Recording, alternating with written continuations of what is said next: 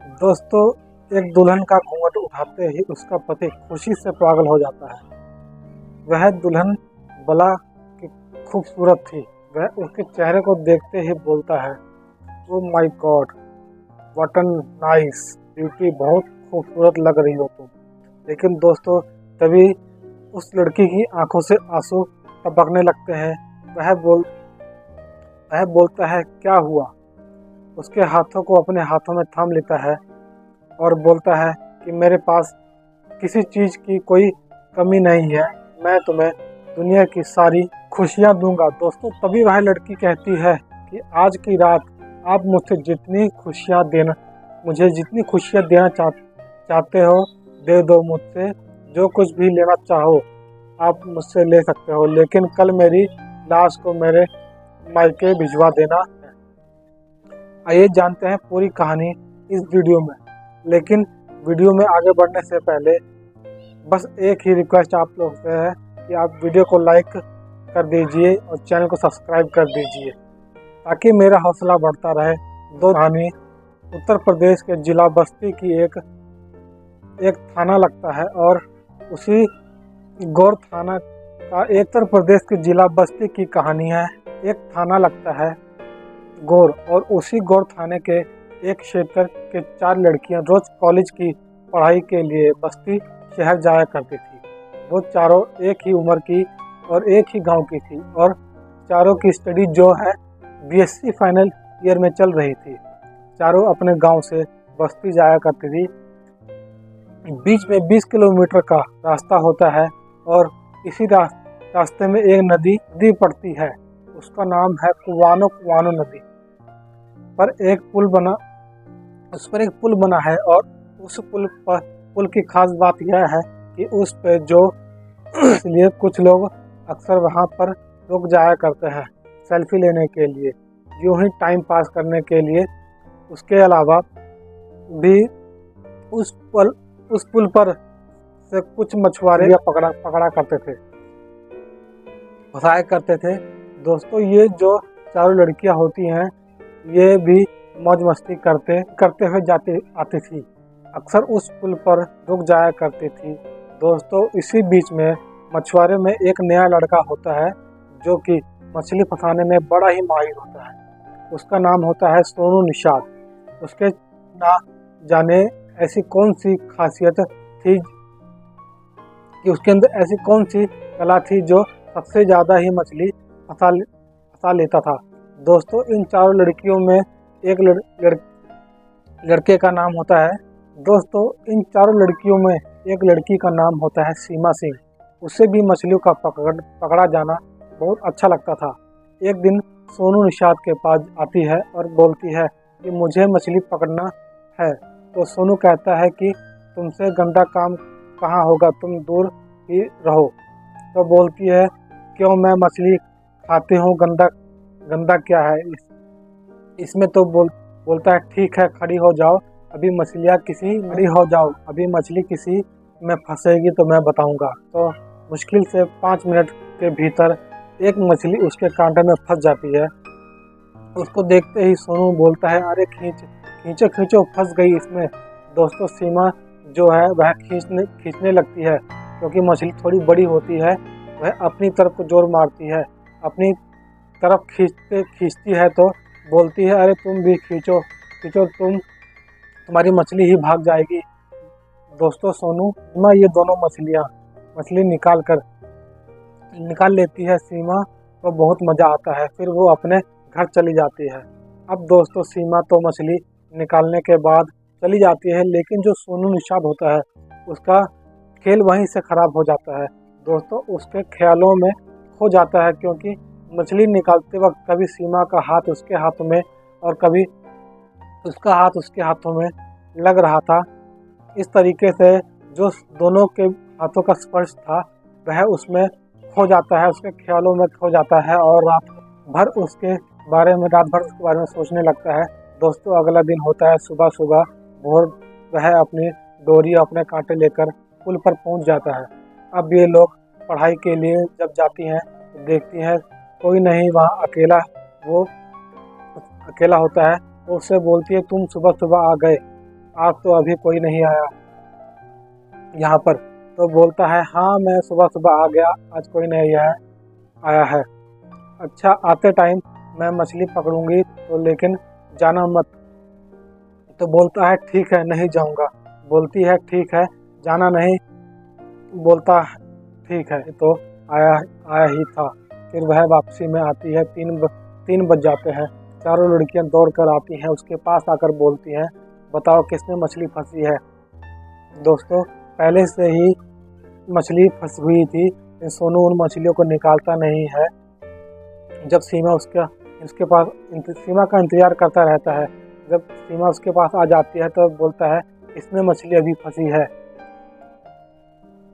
तो वह उन मछलियों को निकालती है।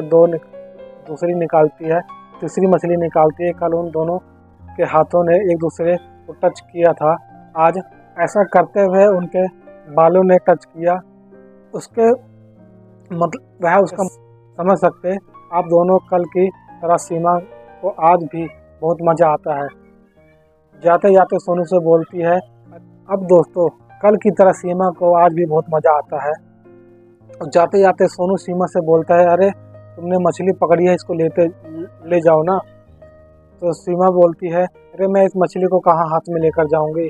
तो उनमें 4 सहेलियों में से एक सहेली बोलती है अरे इतना ही मछली तुम्हें देने का शौक है, मछली भून कर खिला दो ना। दोस्तों फिर अगला दिन आता है। दोस्तों 3 बजते हैं। फिर वो चारों लड़कियां स्कूल से पढ़ाई कर वापस उसी पुल पर आती हैं और सोनू जो है उनके सामने मछली रख देता है भुना हुआ। बोलता है हम लोगों ने मजाक किया था तुमसे, तुम तो यार वाकई मछली को भून कर ले आए हो। क्या हम रास्ते में मछली को खाते हुए जाएंगे। तो उनमें 4 लड़कियों में से एक लड़की बोलते है यार चलो खा ही लेते हैं, भूख तो बहुत तेज की लगी है। तो उस मछली को खाने के लिए वो पुल के नीचे उतर जाते हैं। चारों लोग, सोनू भी जाता है, आराम से नीचे बैठकर पुल के नीचे मछलियों को खाते हैं। उसके बाद नदी में वह अपना हाथ मुंह सब धोती हैं और दोस्तों फिर वो चारों अपने अपने रास्ते चली जाती हैं। लेकिन रास्ते में जो लड़कियां होती हैं वह उस लड़की को छेड़ने लगती हैं। कहती हैं यार सीमा तेरे लिए उसने तो मछली भून कर ला दिया। थोड़ी थोड़ी उसके अंदर भी थोड़ी थोड़ी फीलिंग होने लगती है। तो फिर अगला दिन आता है। वह कॉलेज के लिए निकलती है और पुल पर पहुंच जाती है। रोज की तरह सोनू उनका पुल पर खड़ा होकर इंतजार कर रहा था। सीमा उसको देखकर मुस्कुराती है और बोलती है आके मिलते हो, जाना मत। दोस्तों फिर 3 बजते हैं और चारों फिर उस पुल पर आ जाती हैं और सोनू के पास आ जाती हैं। सीमा कहती है समोसे खाओगे सोनू। बोलता है सोनू। तो सोनू कहता है लाओ चलो खिला दो। खाने लगते हैं। उसी जगह पर पुल के नीचे जाकर वो लोग नीचे जाकर समोसे खाने लगते हैं। और खाते खाते सीमा ने कहा कि तुमने हमको मछली खिलाई और हमने तुम्हें समोसा खिलाया। सोनू ने कहा मैंने तो मछली पकड़नी भी सिखाई थी, तुम हमें क्या सिखा रही हो। तो लड़कियां बोलती है हम तुम्हें क्या सिखाएंगे, हम तो पढ़ाई करती हैं, अब तुम पढ़ाई कर लो। तो वह बोलता है मैं पढ़ा लिखा हूँ, ऐसी कोई बात नहीं है, मैंने डी फार्मा कर रखा है, लखनऊ से अभी अभी मेरी पढ़ाई पूरी हुई है। वह यह सुनकर हैरान हो जाती है और बोलती है फिर तुम मछली क्यों मार रहे हो। वह बोलता है कि मेरी मम्मी की तबीयत खराब हो रखी है, डॉक्टर ने उन्हें मछली वगैरह खिलाने के लिए कहा है, इसलिए मछलियाँ मारता हूँ। और मेरा कास्ट भी यही है। मेरा नाम है सोनू निषाद, बंगाल का ही गांव का बेतहात का रहने वाला हूँ और जात का मल्लाल हूँ। तो इसलिए मैं मछली पकड़ता हूँ कभी कभी। वैसे मेरे पिताजी मारा करते थे। दोस्तों मात्र 2 ही 4 दिन की मुलाकात के बाद सीमा और सोनू एक दूसरे को चाहने लगते हैं। दोस्तों दोनों एक दूसरे का नंबर ले लेते हैं, एक दूसरे से बातें करने लगते हैं। उस पुल पर मुलाकातें होने लग जाती हैं। उसके अलावा अन्य जगहों पर भी मिलने लगते हैं। लेकिन दोस्तों कहते हैं कुछ भी हो जाए प्यार छुपाया नहीं जा सकता। इसी प्रकार किसी तरीके से सीमा के घर वालों को यह बात पता चल जाती है। उसके जो घर वाले होते हैं सब दबंग किस्म के होते हैं। उनके घर में जो आदमी थे उसके पिता ठेकेदार थे, उसके जो चाचा जी थे वो भी ठेकेदार थे, उसका जो बड़ा भाई और यहाँ सारे लोग, पूरा खानदान ही, वह पूरा गांव ही, जिस जिस गांव के लोग होते हैं, चारों लड़कियां जिस गांव की होती हैं, वो पूरा गांव ही दबंग किस्म का होता है दोस्तों। उसके बाद 4-5 लोग एक दिन उस पुल पर आते हैं और सोनू वहाँ खड़ा होता है और सोनू को वो लोग पकड़ कर उस पर लात घूंसों की बौछार कर देते हैं। वो समझ नहीं पाता कि मुझे ये लोग क्यों मार रहे हैं। 2-4 लोग और थे जो डर के मारे बगल में हो जाते हैं। तो उसमें से एक आदमी जो है बोलता है, अरे औकात में रह ज़्यादा इश्कबाजी करने की कोशिश मत कर, नहीं तो इसी नदी में फेंक दूंगा, पता नहीं चलेगा। बेटा अभी तू जानता नहीं है कि हम लोग कौन हैं। उसके बाद किसी ने क्या खूब लिखा है कि कर दे मुश्किल जीना इश्क कमीना। दोस्तों जो हाल सोनू का था वही हाल सीमा का भी था। वो दोनों एक दूसरे के बिना नहीं रह पा रहे थे और दोनों एक दूसरे के बिना बेचैन हो रहे थे। 4-6 दिन बीतते हैं और उनके अंदर का डर थोड़ा कुछ कम हो जाता है। सोनू फिर से उसी पुल पर आना शुरू कर देता है और उनकी मुलाकातें फिर से चालू हो जाती हैं। फिर एक दिन दोनों आपस में खड़े होकर मुलाकात बातचीत हो रही थी। फिर उसी प्रकार उस दिन की तरह 4-5 लोग उस पुल पर आ जाते हैं। उतने में वो दो सीमा और जिस वक्त सीमा और सोनू एक दूसरे से बातचीत कर रहे थे तो पुल पर दोस्तों वो लोग आ जाते हैं और उसको मारते हैं और अपनी जान बचाने के लिए सोनू को नदी में कूदना पड़ता है।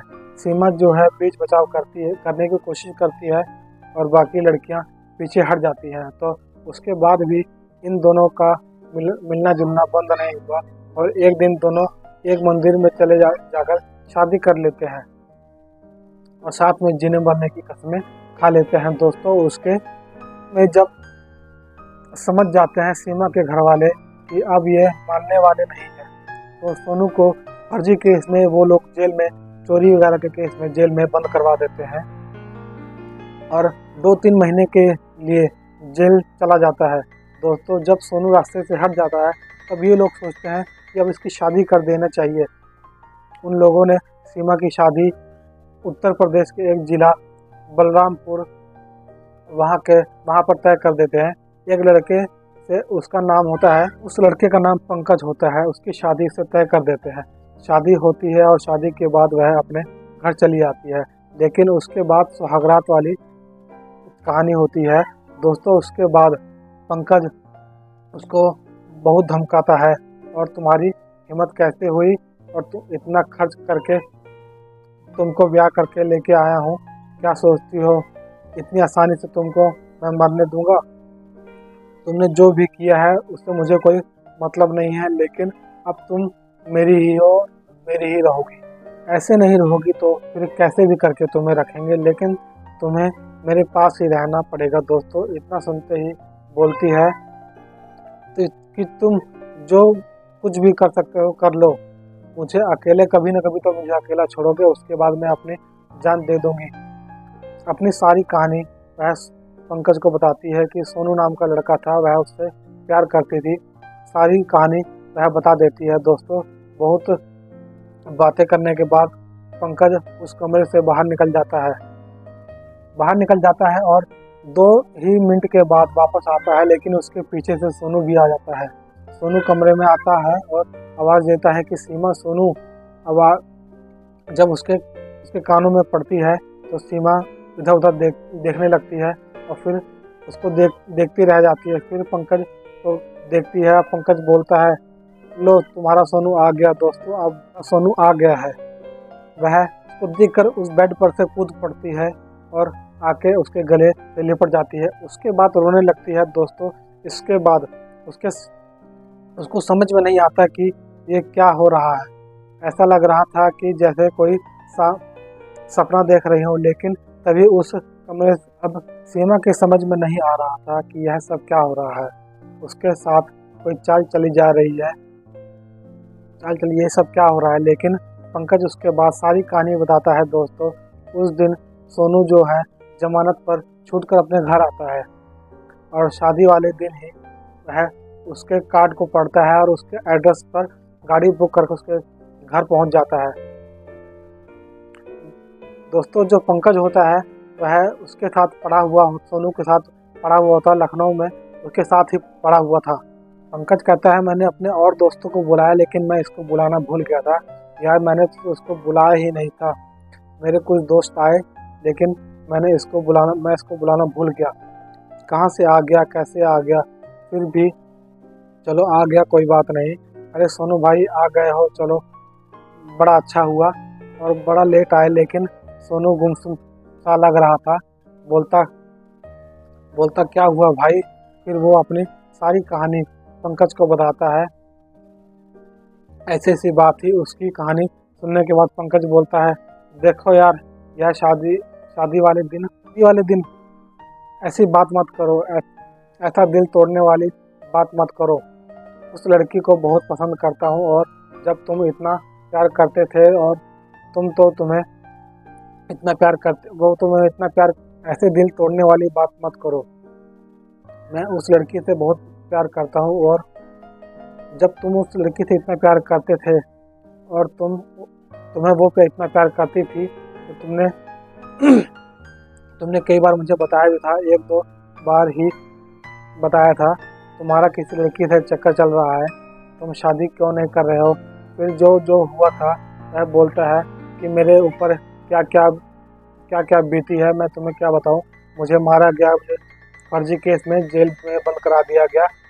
तो पंकज उसके बारे में सोच में पड़ जाता है और सोचने लगता है। उसे कुछ समझ में नहीं आ रहा होता है। यार मैं नहीं आ रहा था। फिर अपने पापा को बुलाता है और ये तीन लोग अकेले में बात करने लगते हैं। दोस्तों सोनू के हाथ में एक कागज़ का टुकड़ा होता है जिसको वह सीमा उसके अपनी सहेली के हाथों से उसके पास जेल में भिजवाती है। उसमें लिखा होता है कि तुम जेल में हो, मेरी शादी हो रही है लेकिन मेरी माँ बाप का जो मुझ पर अधिकार था मैं उसके अनुसार शादी कर रही हूँ, लेकिन मैं अगले दिन मेरी लाश तुम्हारे दरवाजे पर मिलेगी। यह मैं तुमसे वादा करती हूँ। दोस्तों जब यह कागज वो लोग देखते हैं और सोचने में पड़ जाते हैं, बोलते हैं कि अब क्या किया जाए। इसमें अगर तुम्हारी शादी इससे होगी नहीं, क्योंकि तुम्हारे साथ इतना जो कुछ हुआ है, अगर तुम फिर किसी को ना बताई जाए, जैसे शादी हो रही है होने दो, तुम शादी मंदिर में कर ही चुके हो, तुम्हारा ही हो चुकी है, मेरा जो भी है समझो फर्जी है। शादी करने के बाद मैं लाऊंगा, उसके बाद भाई उससे पूछूंगा कि वाकई में तुमसे प्यार करती है कि नहीं। उसके बाद अगर वह तुमसे प्यार करती है तो तुम्हारी पत्नी तुम्हें मिल जाएगी। दोस्तों ऐसा ही होता है। पंकज उसे लाख समझाने की कोशिश करता है, फिर जो कि उसे भूल जाओ, यह करो वह लड़की अपने बात पर अटल रहती है। सीमा उसके बाद दोनों में एक दूसरे से मिलते हैं और उसके पिताजी बोलते हैं अब तुम्हारा कोई कुछ नहीं कर पाएगा। उसके जो पिता होते हैं वह पेशे से वकील होते हैं। बोलते हैं कि अगर वो लोग कुछ भी करेंगे तो तुम्हारी तरफ से मैं उनके लिए केस लड़ूंगा, मैं उन पर कार्रवाई करूंगा। जब यह बोलते हैं तो सारे लोग खुश हो जाते हैं और सारे लोग तालियां बजाने लगते हैं। तो पंकज और उसी प्रकार सब लोग कमरे से बाहर निकल जाते हैं और उस कमरे में पंकज और उसका दोस्त बचते हैं। वहाँ पर सीमा भी रहती है, वहाँ पर सोनू भी रहता है। सोनू जो कहता है पंकज साले जाके हनुमान बना, दिमाग मत खराब कर, ऐसी लड़की मुझे भी चाहिए, कहीं से ढूंढ कर ला कर दे, मैं कुछ नहीं जानता। दोस्तों उसके बाद सारे कमरे से बाहर निकल जाते हैं और यह एकदम सच्ची कहानी है, यह हकीकत कहानी है। यह हुआ 2021 की यह कहानी, लेकिन अक्सर ये कहानियाँ ना तो मीडिया में आती है और ना पेपर में आती है। तो ये लगा कि ये कहानी मैं आप लोगों से शेयर करूं। कृपया करके मुझे इस कहानी आपको कैसी लगी इसको कमेंट सेक्शन में ज़रूर कमेंट करके बताना। और मेरे चैनल पर नए हो तो चैनल को सब्सक्राइब करना, लाइक शेयर ज़रूर करना। मिलते हैं अगली कहानी में। धन्यवाद।